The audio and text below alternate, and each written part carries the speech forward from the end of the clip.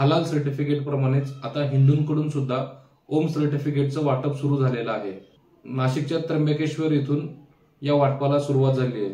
पाहूया याबाबतचा हा स्पेशल रिपोर्ट। नमस्कार, आज त्र्यंबकेश्वर या ठिकाणी या मंदिराच्या परिसरातील दुकानदारांना आणि या ठिकाणी सात्विक वस्तूंचं विक्री करणाऱ्या विक्रेत्यांना ओमचं सर्टिफिकेट देण्यात आलेलं आहे। मंदिर परिसरामध्ये जी प्रसादाची आणि अन्य सर्व दुकानं आहेत, या दुकानांच्या माध्यमातून मंदिराच्या प्रसादाचं पावित्र्य राखलं जाईल।